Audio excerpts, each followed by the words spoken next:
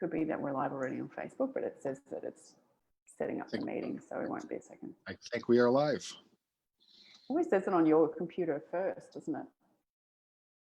It's we are on Facebook. Awesome.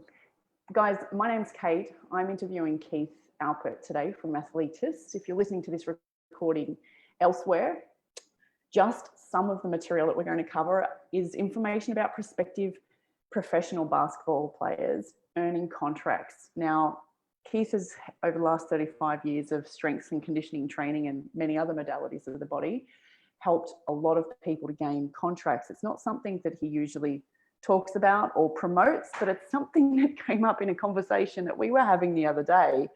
And I realized there's no material out there. And I don't know if you've ever publicly told anybody that you do this, but yet you have story after story after story of professional players that you've helped, well, take their career and their contract to the next level, you know, from whether it's in the United States or it's overseas. And some of these contracts are worth big money, right? So today I want to discuss what are the main problems that people from different demographics and different leagues would face, and how do they overcome them? And do you have any places available to help these people if they would like your help in attaining contracts? So Keith, can you give us an introduction of what this actually is that you do?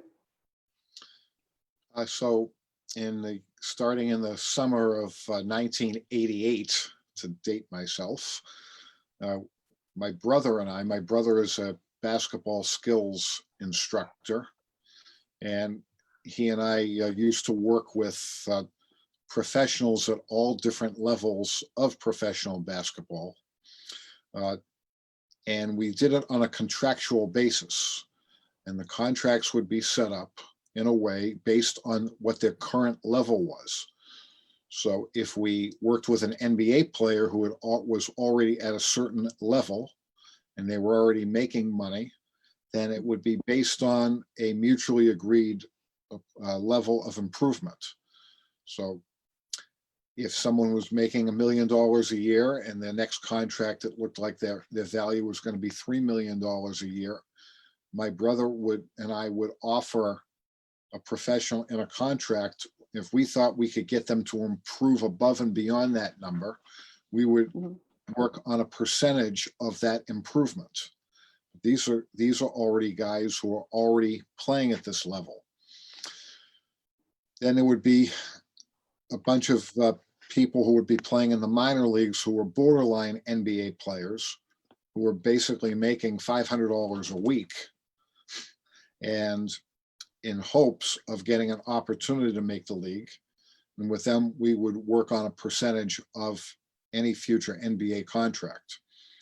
And if it was overseas, it would be a percentage based on where they're at, up from above 50,000. And it would be a straight percentage. And so it's basically, again, depends on the level that you're at. If you already have status and you're already making money, we don't like to take credit for something that we haven't done for the person. We worked with people on getting them above and beyond where they were. And that's where we would ask for a percentage of that improvement. Mm-hmm. So when these athletes are looking to advance their career in this way, what are some of the problems that they have? I mean, you mentioned before, one of the obvious ones is there are virtually one spot for every how many hundreds of thousands of people that would like to apply for the job? Well, there are over 300, I believe, Division I basketball teams across the United States. And this doesn't even include prospective professionals from all over the world. Mm-hmm. So there have been players from your homeland of Australia before. There are players from China. There's been a few. There's been Russians. There's been players from all over now. There's players from Canada who make the American League. And so there's a lot of competition for very few positions. They have an NBA draft every year, and there are 30 players that are drafted in the first round, and they have those guys are guaranteed that they're going to be on a team or making money. Then there are 30 second round picks for a total of 60. And usually the first 15 of the second round on average make it, unless they really perform very poorly during training camp and before training camp in the summer league, if it's a normal non-COVID situation. Then there are guys who are coming out of college and they're looking just to somehow get a job overseas. So if they had a good college career, there might be teams, mid-level teams that offer them opportunities. Like Belgium is a good example where they might have a chance to make, and I don't know what it is today, but back a few years back, they might have a chance to make $60,000 to $80,000 year one, plus apartment, car, a couple of plane tickets, that type of stuff. But it's more of an opportunity to put themselves on the map. So they're not going to get rich off of it, but it's an opportunity for them to potentially settle in and prove a certain status. And if they play very well, then they have an opportunity in the subsequent years to make more money. And if they play really well, then they might actually obtain some NBA interest down the road. Ah, and I know that you actually have some NBA players to claim. Can you give us some stories of people that you've actually helped through the transitions? I know that they're at all different levels. Maybe give us some different level stories. Where were they at, and then where are they now? So the most obvious, the biggest player that we ever worked with was a gentleman named Antonio Davis. Antonio played in was actually a second round draft pick, played overseas for 3 years. And my brother happened to be working in Spain, I believe, with one of our players. And that player and Antonio used to go at it a little bit in college, and Antonio used to get the best of him. And then this guy had a career night, and Antonio saw my brother with the player and realized what had just happened. And so he remembered that night. And then that upcoming year, the Indiana Pacers signed him to a contract. So he came back after playing 3 years overseas. And in the middle of his first year for the Pacers, my brother started working with him, and I started working with him. And my brother, as I said before, handles the technical basketball skills of these players, and I deal with the specific training for that individual and any type of post-rehab, anything that will help them from a physical performance standpoint. I deal on that end of it. Now, a lot of people say, well, all the basketball teams have their own strength and conditioning staff. They have their athletic training staff. They have doctors. All of that's true. And however, those people are employees of the team. And sometimes it creates a little bit of a conflict of interest. So when the player hires us to work with them, we're for the player, and we're there to help the player become better at a faster rate than they ordinarily would become on their own. That's what our specific job is. And Antonio was beginning to struggle in his first year as an NBA professional and started working with my brother, and he had a fantastic finish to that year. And the next year he suffered a back problem, which in the middle of the year he had to have surgery on, and missed some time, and he had to come back for the playoffs, and they were rushing him back. And I helped him to, from my end, help keep him in one piece for the rest of that year. And because he had 2 very good years, he ended up signing a 7-year and $39 million contract after being paid below $1 million on average his first 3 years. And what was I'm about to fall off my chair, which is actually a ball. to get you to repeat that again. What was the time frame between when the contract was initially under $1 million to when it grew to? So he actually signed. So when a player has an agent, the agents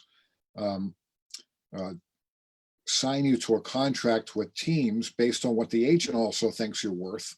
Mhm. And he signed a 3-year deal. And back then, this was considered good money because now the salaries are much higher 25 years later. But I want to say that he signed for 650, 750, and 850 were the 3-year contracts, which back then for a player of his status was very good. But we already thought that my brother and I never liked when someone signed a long-term deal, because if they start playing well, the value, he's already underpaid. So he had already had an effect on his team that was fantastic towards the end of that season. They had a big playoff run, and he was a part of a very solid part of that run in the playoffs. And we already knew that he wasn't worth that 750 anymore. He was probably worth more like 2.5 to 2.5 million at that point.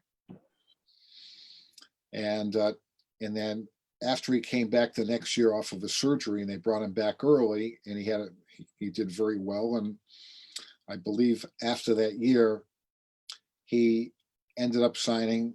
The contracts were starting to go crazy. And the one thing that he did, if you looked at his regular stats, his scoring, his rebounds, they wouldn't have jumped off the page by looking at it. They would have said, it's very solid for his position or standing on the team. What jumped off the page was that every time he came into the game, they had a plus minus stat, and pretty much in the 94 playoffs, I want to say, if it was 25 out of 26 times, I forget the exact number, but almost every time he came into the game, his team got a greater lead. So if you came into a game and the score was tied at 10 to 10, for example, and he played for 5 minutes and the score was 20 to 15 after, he would be credited, and anybody else on the court during that time would have been credited with a +5. So he had a plus in, like, I want to say, an absurd 24 out of 25 or 20. It was ridiculous. And that's what his value was. So it was very important when he was on that the team didn't suffer a negative. They were always getting a positive with him on the court. And that's where the value, his underlying value, jumped off the page. And that's why he got that 7-year and $39 million contract. To fast forward it, he ended up getting traded to Toronto, I believe. I believe it was a trade. And in his after his 5th year of that $39 million contract, he had the right to opt out of the contract. So how would you like to be able to take a $7 million a year contract plus and opt out of the contract? And towards the end of that year, in the middle of that year, he was actually struggling a little bit. And I went up there and helped him get back on track on a physical level. And my brother got him back on track on a technical level. And he finished out that year strong, and they had a huge playoff run and almost made the NBA Finals. But he went absolutely crazy in the last series that he was in. And in that offseason, he signed for 5 years and $60 million. Wow. So this is obviously a more extreme example. But the bigger example is that the guy, Gross, made about $90 million in his career. Wow. And he did it after not playing in the NBA for his first 3 years, which outside of a big shot from overseas, I don't think that record's going to be busted anytime soon. Wow. Can you give us some examples of some other smaller time players that you might have helped? And who knows where they'll potentially go on to in the future. But if that feels, it's funny how, you know what I'm like with goal setting, but often if something feels out of reach to people, they'll think, well, that's just totally not realistic to me or for me or for my future. And I know that you can see people's potential, and it's not because you're dreaming, it's because you actually, you know the statistics, but you know that these opportunities are out there as well. And I'd say, at a guess, you're probably fairly well connected after 35 years in this industry alone. Well, it's interesting. It's not about that. We don't really have, we have some connections, but it's more of the bottom line is up.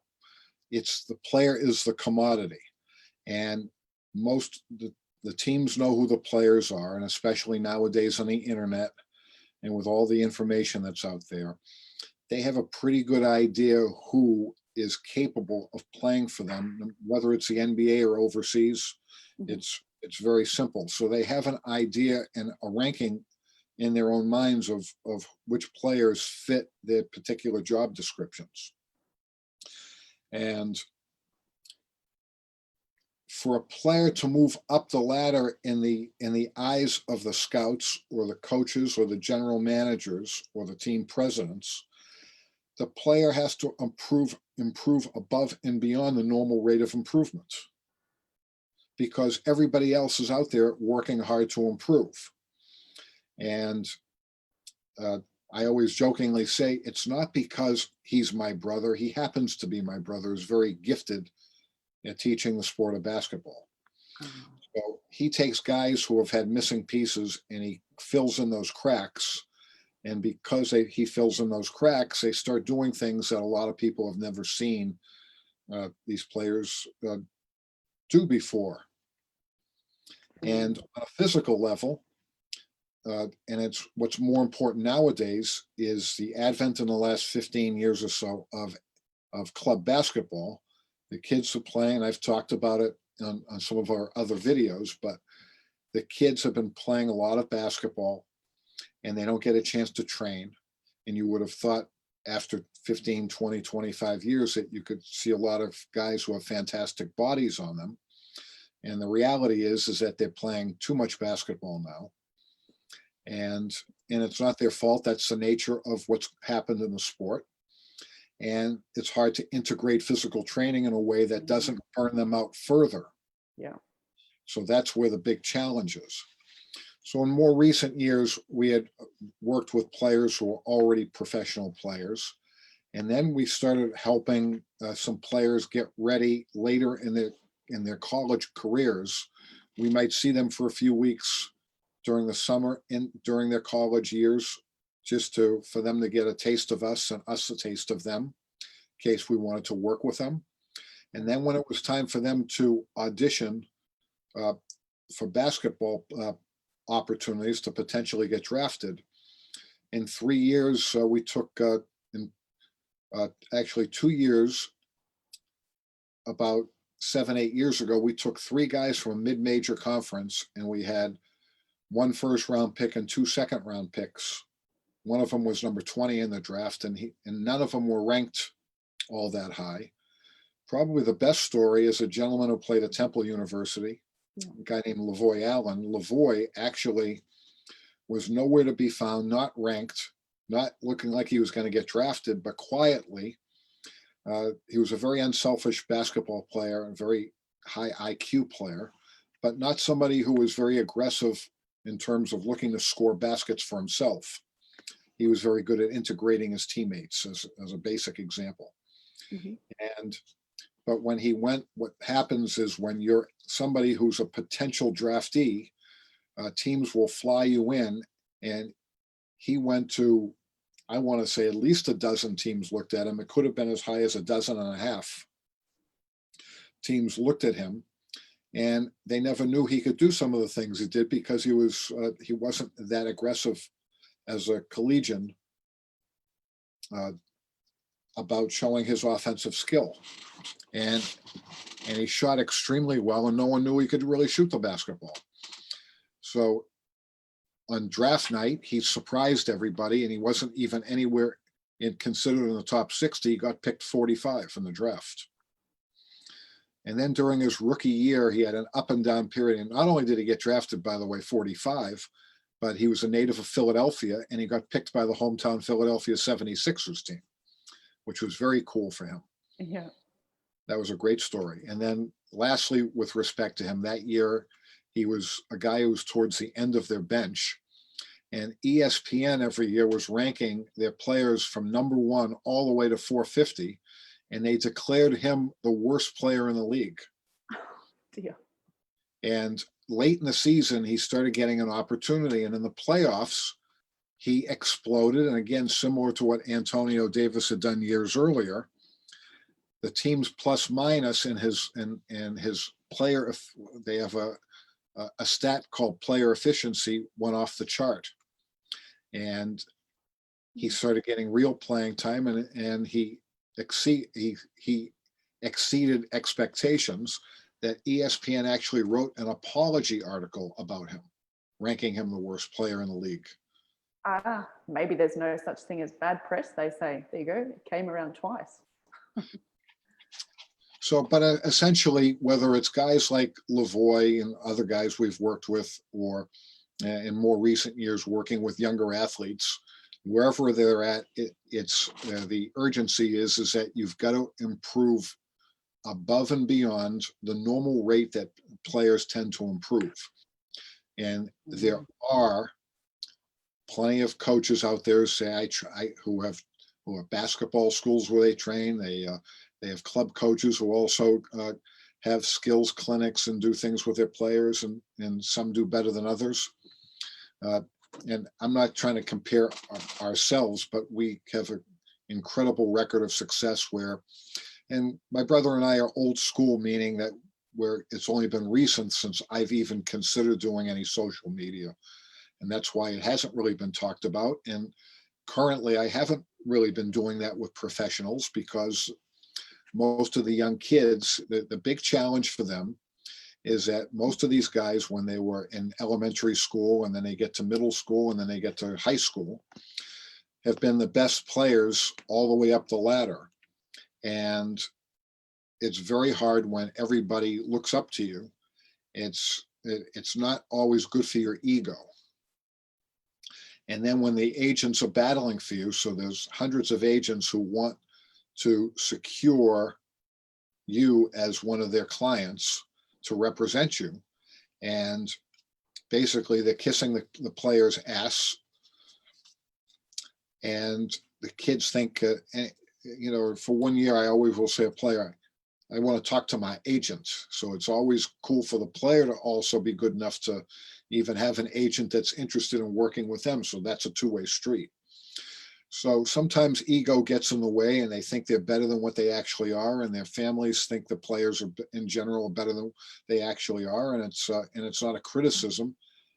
It's very easy to believe that. We all think somebody that's ours is better than somebody else, but you have to look at what they're actually doing and how they're actually performing.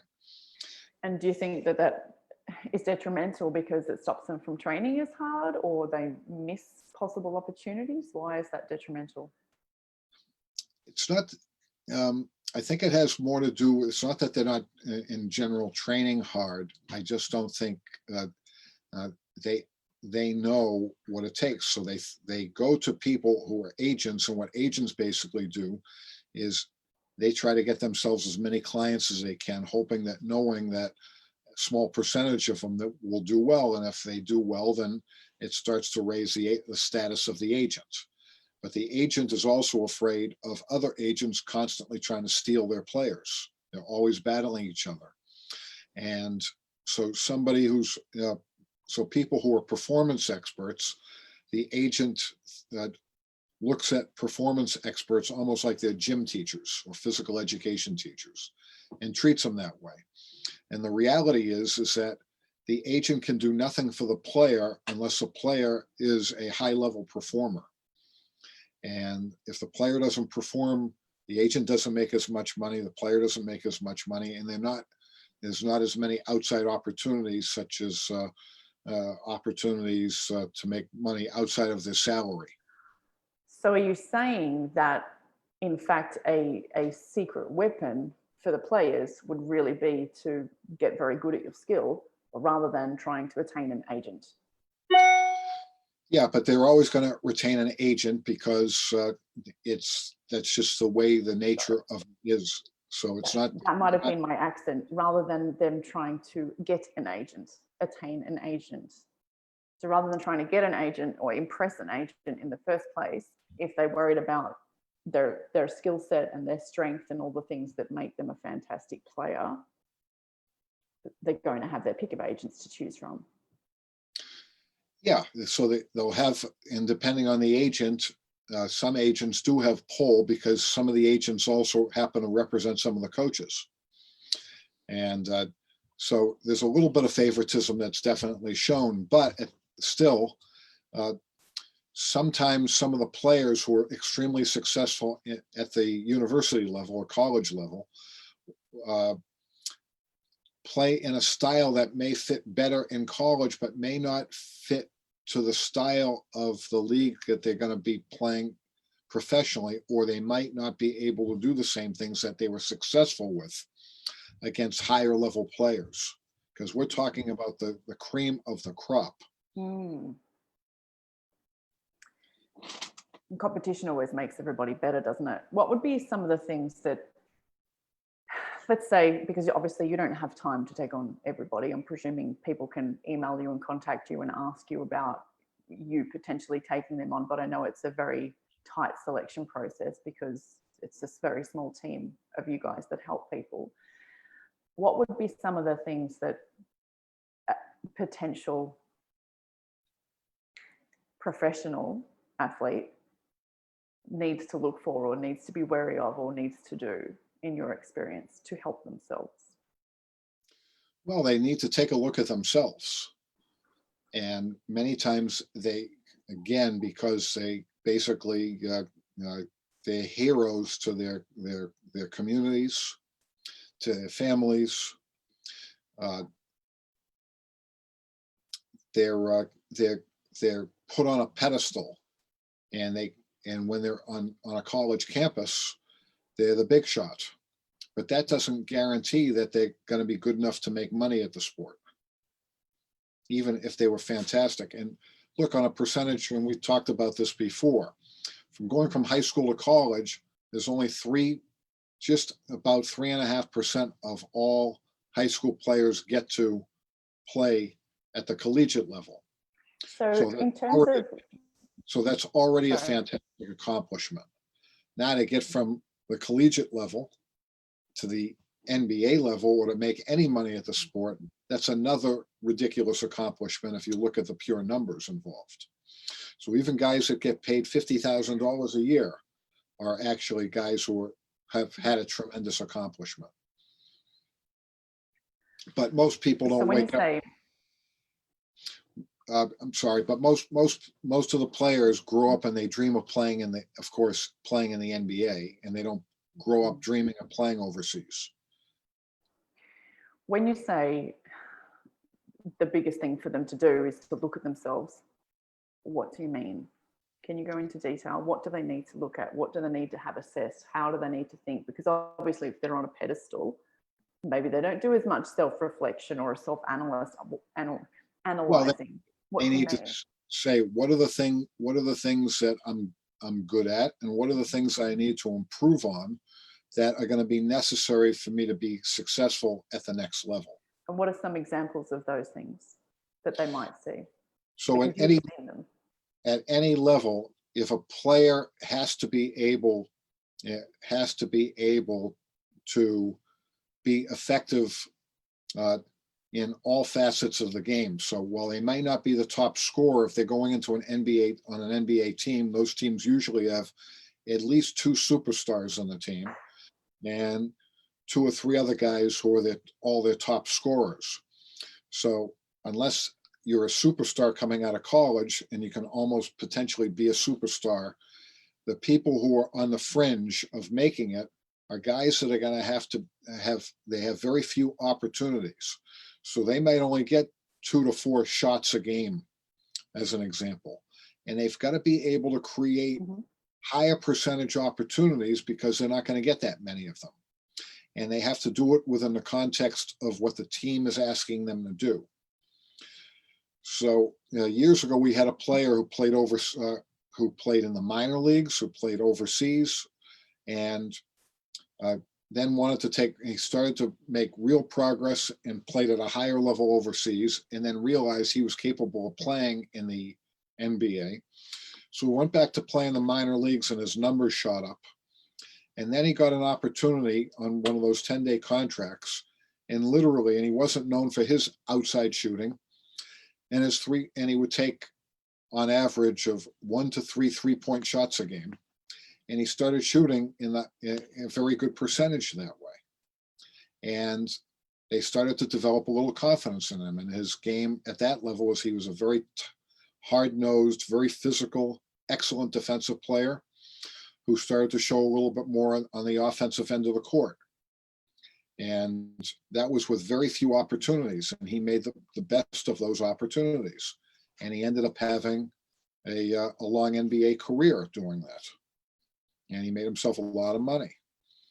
Mm-hmm. So a lot of times players think that they have all the tools necessary, and they don't realize that some of the tools that they need that were effective, the stuff that there was already in their repertoire was effective enough for them to play at a high level in college, might not be enough to play at the next level. And those are the cracks that they need filled in. Is that something that you can help them do? Do you assess people? Can they send you a video and say, this is me? Can you help me? Yeah, the answer is that yes, we could in the past we've done that. So if someone was interested in getting help and to get an evaluation from us, meaning my brother and I, and we took a look at what they did in college and how they performed and what they were good at and what they needed to those cracks, as I said, to get filled in. Mm. We are very forward thinking. So we look at somebody and say, if they had these pieces added to what they already do and what their raw talent level is that enough for them to potentially be able to challenge for a chance to play and make professional money? And what might be some of those missing pieces? Can you be really specific in terms of game / athletic size, strength, speed? What exactly do you mean? From a physical standpoint, they definitely have to be more athletic. They have to fit the part that they're looking for on a physical basis. So they have to be physically prepared. And then on the technical side of things, they have to show the people who are making the decisions, the employment decisions and the contractual decisions, that they show upside, meaning that we didn't know that he could do this, and that by adding tools to, whether it's skills on the offensive end of the court, whether they start shooting the ball much more consistently, whether they've improved defensively, whether they can rebound the ball better. There are things that you can do in all those facets. And as I said, my brother is an expert at that, and he can get players to play at a much higher level relative to where they're coming from. So is that because the people that are judging already know what the stats are on these players? So if they're watching them and they surprise them, that's a good card to play. They might sometimes say that, oh, we didn't get a chance to see that this kid had these skills because he was playing in a system that didn't allow that particular player to show off their skills, Mm-hmm. whether that's true or not. My brother and I don't really care about it. All we care about is that if we're working with somebody, that we know what things that they have to show, whether it's skills, physical ability, the way they handle themselves, the whole package that they have to show, so that they draw interest from the scouts. There's been many players that have had average college careers and that have figured out how to grow as players, even on their own, that have made it. But nowadays it's very challenging because the coaches and the scouts know who you are pretty much, because many of the best players who are playing on club teams, who are on national level club teams, the coaches already know about these kids. Mm. So they already know, and they've watched the trajectory of where these kids are at. So they say, we think this kid's peaked out, or we don't think this kid is going to grow anymore as a player, or he is missing this big piece in his game, and that's affecting the rest of his game. It's unless you're somebody, and another reason why I haven't put it out there with what I'm currently doing is that it really is the basketball in the world of professional basketball all the way down is a club, and the people that are in the club, it kind of stays within the club in a sense. Now, I'm not saying my brother and I are technically part of the club. We've kind of infiltrated when we've had to by being able to take guys who we've turned a lot of lemons into lemonade. We'll say that. And what would be the best way for people to contact you just to ask questions in relation to any of this? Because I'm sure you've got many more resources than just the material that you're sharing with me and these guys today. So they can reach me at my email, Keith Alpert, KeithAlpert @gmail.com. They can certainly private message me on any of the platforms that they may see this video on. And I'm certainly happy to talk to anybody and take a look at what they have and give an honest assessment. We've had people that have asked for help, and my brother and I only at this stage, we've been at this for a long time, so we don't take on as many of these projects anymore. So we're really looking, if we take on a project, we also have to enjoy the project at this point in our lives. So it has to make sense in many different ways, and we can see if it does make sense. Mm-hmm. And if it doesn't, I'm sure this is the thing about good technicians is they're usually honest, because you don't have the space to fit them in. So you can refer them somewhere else or tell them what problems to fix, and then maybe come back in a year or two. Yeah, and look, and there are other options. I'm not saying we're the only option, but we're very unique, and we've done it in a much different way than the majority of. I don't even technically look at them as competitors. We just do our own thing, and at all levels, we've had success stories in a very short period of time. Whether it's in high school, whether it's in college, getting guys drafted. We've taken guys who were not drafted, who were long shot free agents, and gotten them into the league before, just because they showed a lot more than anybody ever thought they had. It's like that in all areas of life. If you start showing things that they haven't seen, and you become much more marketable. So it's the same thing here. It's just that you have to find a way to impress people who are decision makers, and they need to see that you're doing it, because the urgency is that every year there's a whole new group of prospective professionals coming out, and there's not that many jobs out there, not that many opportunities overall that are worthwhile, unless some people will choose to play at a very low level and make 20,000 in a year because they want the experience of what it's like to after school to play overseas. And even those opportunities aren't so easy to get, but just to have the experience of going to a different country and taking in the culture for a year or two, and gaining an experience of a lifetime, to all the way up to somebody who has a chance to go big time. Interesting. Well, if you're listening to this and this is even slightly on your radar, I can't say enough that my one regret as a younger person is not asking enough experienced people how to get there faster. Because like you said, it's not that the random person can't do it by themselves, but I'm sure you're shaving 10 years off and they don't have 10 years. There's just so much knowledge and experience there.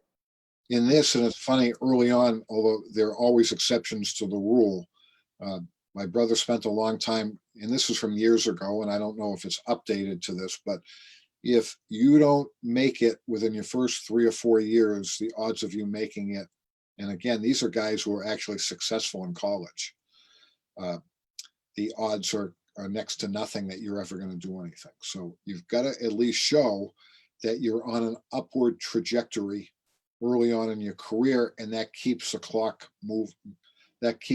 from ticking down.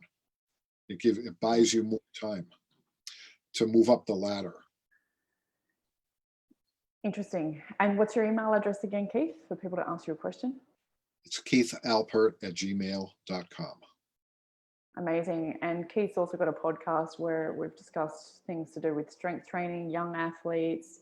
He's interviewing people, other coaches, the opportunity that the pandemic has brought.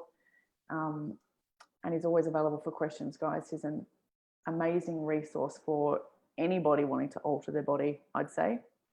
Any final words, Keith? It's just it's interesting we had the discussion because it hasn't been on my radar as much, but